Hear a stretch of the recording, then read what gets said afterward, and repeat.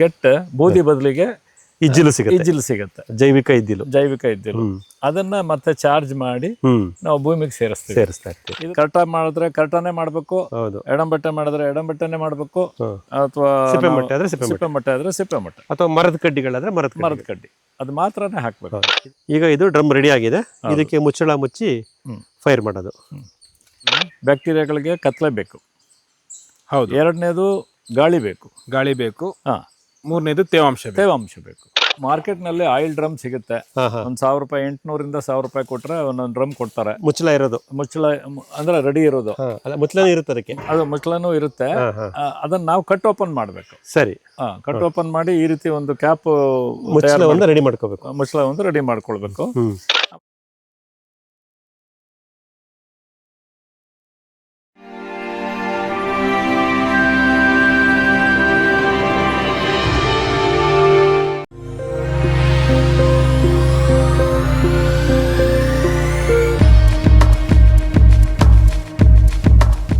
ಮತ್ತೆ ಅಡಿಕೆ first major crop ಅಂತ ನೀವ್ ಅನ್ಕೊಂಡ್ರೆ, ನನ್ನ ಪರ್ಸನಲ್ ಅಭಿಪ್ರಾಯದಲ್ಲಿ ಮೆಣಸು will become A first this thing. ಕಾರಣ ಏನಪ್ಪಾ ಅಂತಂದ್ರೆ, ಇದು ಗಿಡ ದೊಡ್ಡದಾದಾಗ ಇಟ್ ವಿಲ್ ಸ್ಪ್ರೆಡ್. ಹೌದು. ಸೊ ಈ ಕಡೆಯಿಂದ ಸ್ಪ್ರೆಡ್ ಮಾಡಿದಾಗ ಈ ಬ್ರಾಂಚ್ ಅನ್ನ ನಾನು ಇಲ್ಲಿ ಕಟ್ ಮಾಡ್ತೀನಿ, ಟ್ರಿಮ್ ಮಾಡ್ತೀನಿ, ಆ ಕಡೆ ಟ್ರಿಮ್ ಮಾಡ್ತೀನಿ. ಕಾರಣ ಬಿಡಬಹುದು. ಕರೆಕ್ಟ್. ಇವನ್ ಅಡಿಕೆದು ಬೆಲೆ ಕಡಿಮೆ ಆದ್ರೂ ಇಲ್ಲಿವರೆಗೆ ನಮ್ಮ ಹಿಸ್ಟ್ರಿಯಲ್ಲಿ ಮೆಣಸಿನ ಬೆಳೆ ಕಡಿಮೆ ಆಗಿಲ್ಲ. ನೋಡಿ, ನಮ್ಮ ಮಲೆನಾಡಿನಲ್ಲಿ ಬಂದಂಗೆ ಇದೆ ನಮ್ಮ ಕಾಳು ಮೆಣಸಿಗೆ. ಇದಕ್ಕೆ ಮಲೆನಾಡಿನವ್ರು ಮೊನ್ನೆ ಬಂದಿದ್ರು. ಅವ್ರು ಹೇಳಿದ್ರು, ಏನ್ರಿ ನಮ್ಗಿಂತ ಚೆನ್ನಾಗಿ ಬೆಳೀತಾ ಇದ್ರಲ್ರಿ ಅಂತ ಹೇಳಿದ್ರು.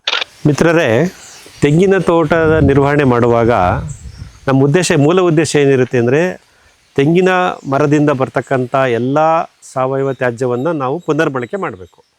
ಹಾಗಾಗಿ ಇಲ್ಲಿ ನಾವು ತೆಂಗಿನಲ್ಲಿ ನಾವು ಗಮನಿಸೋದು ತೆಂಗಿನ ಗರಿ, ತೆಂಗಿನ ಸಿಪ್ಪೆ ಮಟ್ಟೆ, ತೆಂಗಿನ ಕಾಯಿಯನ್ನು ಕೊಬ್ಬರಿಗೆ ಹೊಡೆದಾಗ ಬಂದಂಥ ಒಂದು ಚಿಪ್ಪು, ಇದಿಷ್ಟು ನಮಗೆ ಮೂಲ ಆಧಾರ ಸಿಗುತ್ತೆ. ತೆಂಗಿನ ಗರಿಯನ್ನು ನಾವು ಗರಿ ಕತ್ತರಿಸುವ ಯಂತ್ರದಲ್ಲಿ ಕತ್ತರಿಸ್ಬೋದು. ನಾವು ಚಂದ್ರಶೇಖರ್ ಅವ್ರ ತೋಟದಲ್ಲಿ ಇದ್ದೀವಿ ಇವತ್ತು ಬೆಳಗ್ಗೆ, ಕೊಳ್ಳೇಗಾಲ ತಾಲೂಕು, ಚಾಮರಾಜನಗರ ಜಿಲ್ಲೆ. ಇಲ್ಲಿ ನಾವೇನು ಗಮನಿಸಿದ್ವಿ ಹಿಂದಿನ ಎಪಿಸೋಡಲ್ಲಿ ಅಂತಂದರೆ, ಅವ್ರ ಹತ್ರ ಇರ್ತಕ್ಕಂಥ ಈ ಝೀಬೂನಲ್ಲಿ ತೆಂಗಿನ ಗರಿ ಮತ್ತು ಅಡಿಕೆ ಗರಿಯನ್ನು ಕತ್ತರಿಸಿ ಸಣ್ಣ ಸಣ್ಣ ತುಂಡುಗಳಿಗೆ ಕತ್ತರಿಸಿ ಅದನ್ನು ಒಣಮುಚ್ಚಿಗೆಯಾಗಿ ಉಪಯೋಗಿಸಿದ್ರು. ಅದನ್ನು ನಾವು ಗಮನಿಸಿದ್ದೀವಿ. ಹಾಗಾಗಿ ತೆಂಗಿನ ಗರಿಯ ಬಳಕೆ ಆ ಥರ ಆಗ್ತಾಯಿದೆ. ಆದರೆ ಚಂದ್ರಶೇಖರ ಸರ್, ತೆಂಗಿನ ಇತರ ಉತ್ಪನ್ನಗಳಾದಂಥ ನಮ್ಮ ಸಿಪ್ಪೆಮಟ್ಟೆ, ಕರಟ ಮತ್ತು ಹೆಡೆಮಟ್ಟೆ, ಇದನ್ನು ನೀವು ಮತ್ತೆ ಪುನರ್ಬಳಕೆ ಮಾಡಬೇಕು, ಮಣ್ಣಿಗೆ ಸೇರಿಸಬೇಕು ಒಂದಲ್ಲ ಒಂದು ವಿಧಾನದಲ್ಲಿ. ಅದಕ್ಕೆ ನೀವು ಕಂಡುಕೊಂಡಂಥ ಒಂದು ಮಾರ್ಗ ಜೈವಿಕ ಇದ್ದಿಲು ಅಥವಾ ಬಯೋಚಾರ್. ಈ ಬಯೋಚಾರ್ ಐಡಿಯಾ ನಿಮಗೆ ಯಾವಾಗ ಬಂತು ಮತ್ತು ಎಷ್ಟು ದಿವಸದಿಂದ ಮಾಡ್ತಾ ಇದ್ದೀರಾ, ಏನೇನು ಮಾಡ್ತೀರಾ? ಇದನ್ನ ನಾನು ಶುರು ಮಾಡಿ ಸುಮಾರು 1.5 ವರ್ಷ ಆಯಿತು. ನಾನು ಹೀಗೆ ಯೂಟ್ಯೂಬ್ನಲ್ಲಿ ನೋಡ್ತಾ ಇರಬೇಕಾದ್ರೆ ಪ್ರೊಫೆಸರ್ ಮಹಾಲಿಂಗಪ್ಪ ಅಂತ ಹೇಳಿ, ಅವರು ಈ ಆರ್ಗ್ಯಾನಿಕ್ ಫಾರ್ಮಿಂಗ್ ಮಾಡ್ತಾ ಇದ್ದವರು, ಅವರು ಇದನ್ನ ಬಹಳ ಡೀಟೇಲ್ ಆಗಿ ಎಕ್ಸ್ಪ್ಲೈನ್ ಮಾಡಿದ್ರು. ರಂಗಾಪುರ ಗ್ರಾಮ, ಬಡವನಹಳ್ಳಿ ಹೋಬಳಿ, ಮಧುಗಿರಿ ತಾಲೂಕು, ತುಮಕೂರು ಜಿಲ್ಲೆ. ಪ್ರೊಫೆಸರ್ ಮಹಾಲಿಂಗಪ್ಪ ಅವ್ರ ಸ್ಥಳ. ಅವ್ರಿಗೆ ನಮ್ಮ ಜೊತೆ ಇಲ್ಲ, ಇಂಗ್ಲಿಷ್ ಪ್ರೊಫೆಸರ್ ಅಂತ. ಅವರು ಮಾಡ್ತಾ ಇದ್ದ ಇದನ್ನ ವಿಧಾನನ ಎಕ್ಸ್ಪ್ಲೈನ್ ಮಾಡಿದ್ರು. ಸರಿ, ಅದನ್ನೇ ಅನುಸರಿಸ್ಕೊಂಡು ನಾನು ಅದನ್ನ ಒಂದು ಡ್ರಮ್ ಮೆಥಡ್ ಅಂತ ಹೇಳಿ ಮಾಡಿ, ಪೈರಾಲಿಸಿಸ್ ಮೆಥಡ್ ಅಂತ ಹೇಳ್ತಾರೆ. ಸೊ ಕಡಿಮೆ ಆಮ್ಲಜನಕದಲ್ಲಿ ಇದನ್ನ ಬೇಯಿಸೋದು, ಸರಿ, ಅಥವಾ ಸುಡೋದು. ಹೌದು. ಅದು ಮಾಡಿದಾಗ ನಮ್ಗೆ ವಿಲ್ ಗೆಟ್ ಬೂದಿ ಬದಲಿಗೆ ಇಜ್ಜಿಲು ಸಿಗುತ್ತೆ, ಜೈವಿಕ ಇದ್ದಿಲು. ಅದನ್ನ ಮತ್ತೆ ಚಾರ್ಜ್ ಮಾಡಿ ನಾವು ಭೂಮಿಗೆ ಸೇರಿಸ್ತಾ ಇರ್ತೀವಿ. ಇದ್ರದ ಆಯಸ್ಸು ಹೇಳೋ ಪ್ರಕಾರ 100 ವರ್ಷಗಳು ಅದ್ರದ್ದು ಆಯಸ್ಸಿರುತ್ತೆ. ಅದು ಕರಗೋದಿಲ್ಲ ಭೂಮಿನಲ್ಲಿ. ಹೌದು. That will act as A organic carbon ಅಂತ ಹೇಳಿ. ಇದ್ರದ್ದು ಉದ್ದೇಶ ಇನ್ನೊಂದು ಹೆಲ್ಪ್ ಏನಾಗುತ್ತೆ ಅಂತ ಅಂದ್ರೆ, ನಮ್ಮ ಆಲ್ ಮೈಕ್ರೋಬ್ಸ್ ಗಳಿಗೆ ಇದು ವಾಸಸ್ಥಾನಕ್ಕೆ ಅನುಕೂಲ ಮಾಡ್ಕೊಡುತ್ತೆ, ಆಶ್ರಯ ಮಾಡ್ಕೊಡುತ್ತೆ. ಜಸ್ಟ್ ನಮ್ಗಳಿಗೆ ಹೇಗೆ ಮನೆಗಳು, ಅದಕ್ಕೆ ಮೈಕ್ರೋಬ್ಸ್ಗಳಿಗೆ ಇದು ಮನೆ. ಹೌದು. ನೋಡಿ ಮಿತ್ರರೇ, ಈ ರೀತಿ ಗಟ್ಟಿ ಇದ್ದಂಥ ತೆಂಗಿನಕಾಯಿ ಸಿಪ್ಪೆ ಮಟ್ಟೆಯನ್ನು ಈ ರೀತಿ ಬಯೋಚಾರ್ ಮಾಡೋದ್ರಿಂದ ಈ ಥರ ಪೌಡ್ರ್ ಆಗಿಬಿಡುತ್ತೆ. ಇದನ್ನು ನಾವು ಮಣ್ಣಿನಲ್ಲಿ ಸೇಫಾಗಿ ಡಿಪಾಸಿಟ್ ಮಾಡಿ ಇಡ್ಬೋದು. ಒಂದು ಸಾವಯವ ಇಂಗಾಲದ ಥರ ಅಥವಾ ಇಂಗಾಲ ಅಂಶ ಥರ ಹೋಗಿ ಕೂತ್ಕೊಳ್ಳುತ್ತೆ ಮಣ್ಣಿನಲ್ಲಿ ಅನ್ನೋದನ್ನು ಗಮನಿಸ್ಬೋದು. ಇದನ್ನು ಸತತವಾಗಿ ಕಳೆದ 1.5 ವರ್ಷದಿಂದ ನಮ್ಮ ಚಂದ್ರಶೇಖರ್ ಸರ್ ಅವರು ಈ ತೋಟದಲ್ಲಿ ಮಾಡ್ತಿದ್ದಾರೆ. ಸರ್, ನೀವು ಬಳಸುವಂಥದ್ದು ಒಂದು ಸಿಪ್ಪೆ ಮಟ್ಟೆ, ಮತ್ತೆ ಇನ್ನೊಂದು ಕರಟ, ಕೊಬ್ಬರಿ ಹೊಡೆದಾಗ ಬರ್ತಕ್ಕಂಥ ಕರಟ, ಮತ್ತೆ ಹೆಡಮಟ್ಟೆ. ಕುರುಂಬಳೆನ ಯೂಸ್ ಮಾಡ್ತೀರಾ? ಕುರುಂಬಳೆನೂ ಯೂಸ್ ಮಾಡ್ಬೋದು, ಬಟ್ ನಾವು ಸದ್ಯಕ್ಕಿನ್ನೂ ಮಾಡ್ತಾ ಇಲ್ಲ. ಸೊ ನಾವಿಲ್ಲಿ ಗಮನಿಸಬಹುದು ಸಿಪ್ಪೆ ಮಟ್ಟೆ, ಹೆಡೆಮಟ್ಟೆ ಇದೊಂದಿದೆ, ಆಮೇಲೆ ಇದು ಕರಟ ಶೆಲ್ ಅಂತ ಹೇಳ್ತೀವಿ, ಇದನ್ನ ಹಾಕ್ತಿವಿ. ಆಮೇಲೆ ಈ ರೀತಿ ಮರದ ಕೊಂಬೆಗಳಿದ್ರೆ ತೋಟದಲ್ಲಿ ಅದನ್ನು ಸಹ ನಾವು ಬಳಸಬಹುದು. ಈಗ ನಮ್ಮಲ್ಲಿ 3-4 ಮೆಟೀರಿಯಲ್ ಇದೆ. ನಾವು ಡ್ರಮ್ ಅಲ್ಲಿ ಇದನ್ನ ತುಂಬಿ ಬೆಂಕಿ ಹಾಕ್ಬೇಕಾದ್ರೆ ಇವೆಲ್ಲನ ಸೇರಿಸ್ಬಿಡ್ಬೋದಾ? ಇಲ್ಲ ಸಾಧ್ಯವಿಲ್ಲ. ಕಾರಣ ಇಷ್ಟೇನೆ, ಒಂದೊಂದು ಬರ್ನಿಂಗ್ ಟೆಂಪರೇಚರ್ ಇರುತ್ತೆ. ಸರಿ. ಸೊ ಹಾಗಾಗಿ ಅದನ್ನ ಸೆಪರೇಟ್ ಆಗೇನೆ ಬ್ಯಾಚ್ ವೈಸ್ ಮಾಡ್ತೀವಿ. ಕರಟ ಮಾಡಿದ್ರೆ ಕರಟನೇ ಮಾಡ್ಬೇಕು, ಎಡಂಬಟ್ಟೆ ಮಾಡಿದ್ರೆ ಎಡಂಬಟ್ಟೆನೆ ಮಾಡ್ಬೇಕು, ಅಥವಾ ಸಿಪ್ಪೆ ಮಟ್ಟೆ ಆದ್ರೆ ಸಿಪ್ಪೆ ಮಟ್ಟೆ, ಅಥವಾ ಮರದ ಕಡ್ಡಿಗಳಾದ್ರೆ ಮರದ ಕಡ್ಡಿ ಅದು ಮಾತ್ರನೇ ಹಾಕ್ಬೇಕು. ಇದನ್ನ ಮರದ ಕಡ್ಡಿ ಹಾಕಿದಾಗ್ಲೂ ಕೂಡ ಅದು ಯೂನಿಫಾರ್ಮ್ ಸೈಜ್ ಇದ್ರೆ ಒಳ್ಳೇದು. ಅಂದ್ರೆ ಅದು ಈಕ್ವಲ್ ಸಮವಾಗಿ ಸುಟ್ಟು ನಮಗೆ ಇದ್ದಿಲು ರೆಡಿ ಆಗ್ಲಿಕ್ಕೆ. ಸೊ ನೀವು ಮಾಲಿಂಗಯ್ಯ ಸರ್ ಅವ್ರ ವಿಡಿಯೋ ನೋಡಿ ಈ ಒಂದು ಡ್ರಮ್ ಮೆಥಡ್ ಅಂತ ಅಂದ್ರಿ, ಇದಕ್ಕೆ ನೀವೇ ಸಿದ್ಧಪಡಿಸ್ಕೊಂಡ್ರೆ ಸರ್? ಹೌದು ಮಿತ್ರ ನೋಡಿ, ಇಲ್ಲಿ ಡ್ರಮ್ ಇದೆ, ಇದು ಬಯೋಚಾರ್ ಡ್ರಮ್ ಅಂತ ಹೇಳ್ತೀವಿ. ತುಂಬಾ ಜನ ನೀವು ಇದ್ರ ಬಗ್ಗೆ ಕೇಳ್ತಿರ್ತೀರಾ, ಬಯೋಚಾರ್ ಡ್ರಮ್ ಅಂದ್ರೆ ಏನು ಅಂತ. ಇದನ್ನ ಹೇಗ್ ಮಾಡಿದ್ದಾರೆ, ಇದರ ವಿನ್ಯಾಸ ಏನು, ಅದನ್ನ ಸರ್ ನಮ್ಗೆ ಹೇಳ್ತಾರೆ. ಸರ್ ಹೇಳಿ ಸರ್. ಮಾರ್ಕೆಟ್ ನಲ್ಲಿ ಆಯಿಲ್ ಡ್ರಮ್ ಸಿಗುತ್ತೆ. 1,000 ರೂಪಾಯಿ, 800 1,000 ರೂಪಾಯಿ ಕೊಟ್ರೆ ಒಂದೊಂದು ಡ್ರಮ್ ಕೊಡ್ತಾರೆ. ಮುಚ್ಚಳ ಅಂದ್ರೆ ರೆಡಿ ಇರೋದು. ಮುಚ್ಚಳನೂ ಇರುತ್ತೆ ಅದಕ್ಕೆ? ಅದು ಮುಚ್ಚಳನೂ ಇರುತ್ತೆ. ಅದನ್ನ ನಾವು ಕಟ್ ಓಪನ್ ಮಾಡ್ಬೇಕು. ಸರಿ. ಕಟ್ ಓಪನ್ ಮಾಡಿ ಈ ರೀತಿ ಒಂದು ಕ್ಯಾಪ್ ರೆಡಿ ಮಾಡ್ಕೋಬೇಕು. ಮುಚ್ಚಳ ಒಂದು ರೆಡಿ ಮಾಡ್ಕೊಳ್ಬೇಕು. ಆಮೇಲೆ ಡ್ರಮ್ಗೆ ತೂತುಗಳನ್ನು ಮಾಡಬೇಕು, ರಂಧ್ರಗಳನ್ನ ಮಾಡಬೇಕು. ಏನಕ್ಕೆ ಅಂದ್ರೆ ಕಂಟ್ರೋಲ್ಡ್ ಆಕ್ಸಿಜನ್ ಕೊಡ್ಲಿಕ್ಕೋಸ್ಕರ, ಬರ್ನಿಂಗ್ ಹೆಲ್ಪ್ ಆಗ್ಲಿ ಅನ್ನೋ ಉದ್ದೇಶಕ್ಕೆ. ಸೊ ಡ್ರಮ್ಮಿನ ತಳಭಾಗದಲ್ಲೂ ತೂತುಗಳಿದೆ, ಮತ್ತೆ ಡ್ರಮ್ಮಿನ ಗೋಡೆಯಲ್ಲೂ ಸುತ್ತಲೂ ಈ ತರ ತೂತುಗಳು. ಹೌದು, 8 ತೂತುಗಳು ಕೊಡ್ತೀವಿ. ಈ ತರ ಮೇಲ್ಗಡೆನೂ ಕೊಡ್ತೀವಿ, ಅದೇ ರೀತಿ ಕೆಳಗಡೆನೂ ಕೊಡ್ತೀವಿ. ಅಲ್ಲಿ ಸೀಮಿತವಾದ ಗಾಳಿ ಒಳಗಡೆ ಹೋಗ್ಬೇಕು. ಅವಾಗ ಉರಿಯುವಿಕೆ ಚೆನ್ನಾಗಾಗುತ್ತೆ. ಅದಕ್ಕೋಸ್ಕರ ಈಗ ಇದಕ್ಕೆ ಏನ್ ಮಾಡ್ತೀವಿ, ನಮ್ಗೆ ಒಂದು ಇಲ್ಲಿ ಮಧ್ಯದಲ್ಲಿ ಒಂದು PVC ಪೈಪ್ ಇಟ್ಕೊಳ್ತೀವಿ ಸೆಂಟ್ರಲ್ಲಿ ಇಟ್ಕೊಂಡು, ಇವಾಗ ಈ ಏನು ಚಿಪ್ಪುಗಳಿದೆಯಾ ಇದನ್ನೆಲ್ಲ ಸಿಪ್ಪೆ ಮಟ್ಟೆನ ತುಂಬೋದು. ಈ ರೀತಿ ತುಂಬೋದ್ರಿಂದ ಇವೆಲ್ಲವೂ ಈಗ ಬಯೋಚಾರ್ ರೆಡಿ ಆಗುತ್ತೆ. ಈಗ ಲೇಯರ್ ಬೈ ಲೇಯರ್, ಹಂತವಾಗಿ ಈಗ ಇದನ್ನ ಸಿಪ್ಪೆ ಮಟ್ಟೆಯನ್ನು ತುಂಬಿ ಇದನ್ನ ಬಯೋಚಾರ್ ಮಾಡ್ಲಿಕ್ಕೆ ರೆಡಿ ಮಾಡ್ಕೊಂತೀವಿ. ನೋಡಿ ಮಿತ್ರ, ಇದೆಲ್ಲವನ್ನು ನೀವು ಗಮನಿಸ್ಬೋದು. ಸರ್ ಹೇಳ್ದಂಗೆ ಈ ಬ್ಯಾಚಲ್ಲಿ ಬರೀ ಸಿಪ್ಪೆ ಮಟ್ಟೆ, ಇನ್ನೊಂದು ಬ್ಯಾಚಲ್ಲಿ ಬರೀ ಕುರುಂಬಳೆ, ಎಡಮಟ್ಟೆ, ಈ ರೀತಿ ಮಿಶ್ರಣ ಮಾಡಿದಾಗೆ ತುಂಬಬೇಕು. ಈ ಮಧ್ಯದಲ್ಲಿ ಪ್ಲಾಸ್ಟಿಕ್ PVC ಪೈಪ್ನ ಉದ್ದೇಶ ಏನಂತಂದ್ರೆ ಸರಾಗವಾಗಿ ಸ್ವಲ್ಪ ಗಾಳಿ ಹೊರತಿರುತ್ತೆ, ಹೊಗೆನೂ ಮೇಲಕ್ಕೆ ಬರ್ಲಿಕ್ಕೆ ಅನುಕೂಲ ಆಗುತ್ತೆ.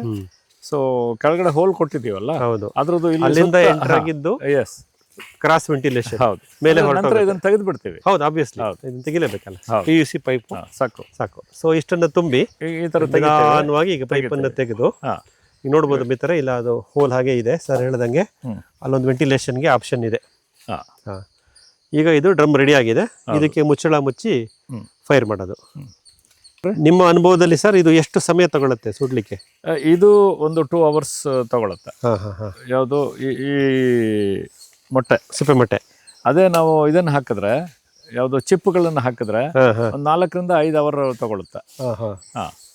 ಅಂದ್ರೆ ಮೆಟೀರಿಯಲ್ ಮೇಲೆ ಡಿಪೆಂಡ್ ಆಗುತ್ತೆ. ಹೌದು. ಆಮೇಲೆ ಈ ರೀತಿ ಮುಚ್ಚಬೇಕಾಗುತ್ತೆ. ಬೆಂಕಿ ಹಾಕ್ಬಿಟ್ಟು ಈ ತರ ಮುಚ್ಚಿಬಿಡ್ತೀವಿ. ಈ ತರ ನೋಡಿ, ಬೆಂಕಿ ಹಾಕೋಣ, ಅದನ್ನು ಮುಚ್ಚೋದನ್ನು ತೋರಿಸ್ತಾರೆ. ಈ ತರ ಮುಚ್ಚಳ ಇಟ್ಟ ಮೇಲೆ ಇಲ್ಲಿ ಇದು ಹೊಗೆ ಪೈಪ ಸರ್, ಇದನ್ನು ಮುಚ್ಚಬೇಕಾಗತ್ತಾ? ಇಲ್ಲ, ಇದನ್ನ ಮುಚ್ತೀವಿ, ಸ್ವಲ್ಪ ಮುಚ್ತೀವಿ. ಆಮೇಲೆ ಇದನ್ನೆಲ್ಲ ಸೀಲ್ ಮಾಡ್ತೀವಿ, ಒಂದು ಕೊಳವೆ ಕೊಡ್ತೀವಿ. ಸೊ ಅದು ಸ್ವಲ್ಪ ಹೊತ್ತಾದ್ಮೇಲೆ, ಸ್ವಲ್ಪ ಹೊತ್ತು ಆಗಿ ಬರ್ನಿಂಗ್ ಎಲ್ಲ ಆದ್ಮೇಲೆ ಇದನ್ನು ಮುಚ್ಚಬೇಕು, ಅದನ್ನು ಮುಚ್ತೀವಿ.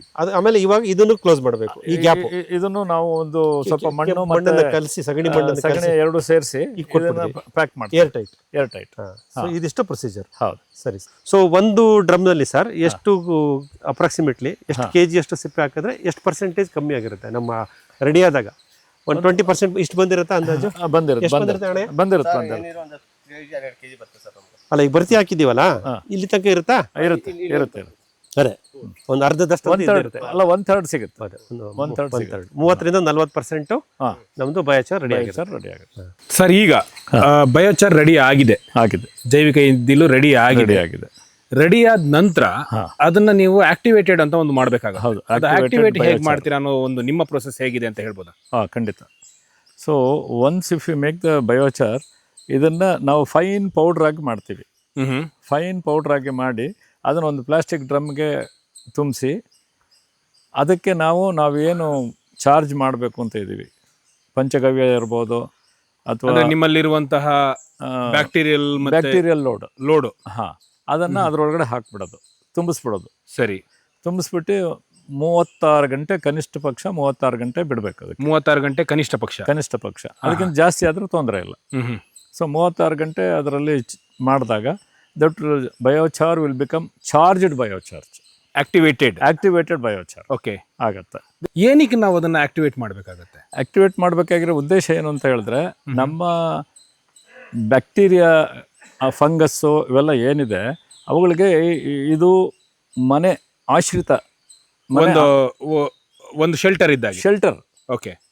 ಇದು ಜೊತೆಗೆ ಮೋರ್ ದೆನ್ 100 years ಮೇಲಿರುತ್ತೆ ಅಂತ ವಿಜ್ಞಾನಿಗಳು ಹೇಳ್ತಾರೆ, life of this biochar. So ಆಗ ಏನಾಗುತ್ತೆ ನಿಮಗೆ, ಇದು ನಮ್ಮ ಮನುಷ್ಯರುಗಳಿಗೆ ಹೇಗೆ ನಾವು ಮನೆಗಳು ಕಟ್ಕೊಂಡಿರ್ತೀವೋ ಹಾಗೆ ಇದು ಅದಕ್ಕೆ ಆಶ್ರಯ ತಾಣ ಆಗುತ್ತೆ. ಆಶ್ರಯ ತಾಣ ಆದಾಗ ಅದು that becomes A colony of ಇದು ಮೈಕ್ರೋಬ್ಸ್ ಅದಕ್ಕೆ ಆಶ್ರಯ ಕೊಡುತ್ತೆ. ಇದನ್ನು ನಾವು ಯಾವುದೇ ಕಾರಣಕ್ಕೂ ಸುಮ್ಮನೆ ಮೇಲ್ಗಡೆ ಹಾಕಬಾರ್ದು. ಇದನ್ನು ಮಣ್ಣು ಒಳಗಡೆ ಹಾಕಿ ಮೇಲ್ಗಡೆ ಮಣ್ಣು ಮುಚ್ಚೋದಿಲ್ಲ. ನಾವು ಬೇರೆ ಹೊದಿಕೆ ಮಲ್ಚಿಂಗ್ ಹಾಕ್ತೀವಿ. ಅದಕ್ಕೆ ಹಾಕಿದಾಗ ಅದಕ್ಕೆ ಆಶ್ರಯ ತಾಣ ತುಂಬ ಚೆನ್ನಾಗಿರುತ್ತೆ. ಒಂದು ಅದರ ಬದಲಿಗೆ ನಾವೇನು ಮಾಡ್ತೀವಿ, ವರ್ಟಿಕಲ್ ಮಲ್ಚಿಂಗ್ ಅಂತ ಹೇಳ್ತೀವಿ. ವರ್ಟಿಕಲ್ ಮಲ್ಚಿಂಗ್ ಅರ್ಥ ಏನಪ್ಪ ಅಂತ ಅಂದರೆ, ನಾವು ಗಿಡಗಳದ್ದು ಸುತ್ತ ಆ ಬೇರು ವಲಯಗಳಲ್ಲಿ ಒಂದು ಡ್ರಿಲ್ ಮಾಡ್ತೀವಿ. ಸರಿ, ಡ್ರಿಲ್ ಮಾಡಿ ಈ ಚಾರ್ಜ್ಡ್ ಬಯೋಚಾರ್ಜನ್ನು, ಆ್ಯಕ್ಟಿವೇಟೆಡ್ ಬಯೋಚಾರನ್ನು ಜೊತೆಗೆ ಬೇರೆ ಏನಾದರೂ ನಮ್ಮದೇನಾದರೂ ಗೊಬ್ಬರಗಳು ಯಾವ್ದಾದ್ರು ನೀವು ಮಾಡಿದರೆ ಅದ್ರ ಜೊತೆ ಎಲ್ಲ ಮಿಕ್ಸ್ ಮಾಡಿ ಅದಕ್ಕೆ ಹಾಕ್ಬಿಡ್ತೀವಿ. ಒಂದೊಂದು ಇಡೀ ಹಾಕಿದ್ರೆ ಸಾಕು, ಒಂದೊಂದು ಗುಂಡಿಗಳಿಗೆ. ಸೊ ಗೊಬ್ಬರ ಇದನ್ನು ಕೊಟ್ಟಾಗ ನಿಮಗೆ ಮೈಕ್ರೋಬ್ಸಿಗೆ ಒಂದು ಆಶ್ರಯ ಸಿಗುತ್ತೆ. ಗೊಬ್ಬರ ನಿಮಗೆ ಆಹಾರದ ರೂಪದಲ್ಲಿ ಸಿಗುತ್ತೆ. ಅದು ಅಲ್ಲೇ ಕೆಲಸ ಮಾಡಿ ಅಲ್ಲೇ ಬೇರೆಗೆ ನಿಮಗೆ ಆಹಾರವನ್ನ ಸಪ್ಲೈ ಮಾಡುತ್ತೆ, ನ್ಯೂಟ್ರಿಯೆಂಟ್ಸ್ ಅನ್ನ ಸಪ್ಲೈ ಮಾಡುತ್ತೆ. ಓಕೆ. ಸೊ ಆಗ ನಾಟ್ ಓನ್ಲಿ ನ್ಯೂಟ್ರಿಯೆಂಟ್ಸ್, ಅನ್ಅವೈಲಬಲ್ ಫಾರ್ಮಲ್ಲಿ ಇದ್ದದ್ದನ್ನು ಅವೈಲಬಲ್ ಫಾರ್ಮ್ಗೆ ತಂದು ಕೊಡುವಂಥ ಕೆಲಸನೂ ಅದು ಬ್ಯಾಕ್ಟೀರಿಯಾಗಳು ಮಾಡ್ತಾರೆ. ಅದು ಎಲ್ರಿಗೂ ಗೊತ್ತಿರೋ ವಿಷಯ. ಹೌದು. ಸೊ ಅದಕ್ಕೆ ಏನು ಮಾಡ್ತೀವಿ, ಮಣ್ಣು ಹಾಕಿ ಮುಚ್ಚೋದಿಲ್ಲ ಆ ಹೋಲ್ಗೆ, ಆ ಗುಂಡಿಗಳಿಗೆ. ಅದಕ್ಕೆ ನಾವು ಯಾವ್ದಾದ್ರು ಒಂದು ಸಿಪ್ಪೆಗಳು ಹೊದಿಕೆ, ಕಾಯಿಲ್ಸ್ ಅದನ್ನು ಹಾಕ್ಬಿಡ್ತೀವಿ. ತೆಂಗಿನ ಗರಿಗಳು ಎಲ್ಲ ಹಾಕ್ಬಿಡ್ತೀವಿ. ಅದು ಹಾಕೋದ್ರಿಂದ ಒಂದು ಅದಕ್ಕೆ ಕತ್ತಲೆ ನಿರ್ಮಾಣ ಆಗುತ್ತೆ, ಬ್ಯಾಕ್ಟೀರಿಯಾಗಳಿಗೆ ಕತ್ತಲೆ ಬೇಕು. ಹೌದು. ಎರಡನೇದು ಗಾಳಿ ಬೇಕು. ಮೂರನೇದು ತೇವಾಂಶ ಬೇಕು. ಸೊ ಇದೆಲ್ಲನೂ ನಾವು ಆ ಗುಂಡಿಗಳಲ್ಲಿ ನಾವು ಮೇಂಟೈನ್ ಮಾಡ್ಬೋದು. ಹಾಗಾಗಿ ಇಟ್ ವಿಲ್ ಹೆಲ್ಪ್ಸ್ ಗ್ರೋಯಿಂಗ್. ನಮ್ಮ ಇದನ್ನು ಮರ ಗಿಡಗಳು ಚೆನ್ನಾಗಿ ಇದನ್ನು ತಗೊಂಡು ಆಹಾರ ತಗೊಂಡು ಬೆಳಿಲಿಕ್ಕೆ ತುಂಬ ಅನುಕೂಲ ಆಗುತ್ತೆ.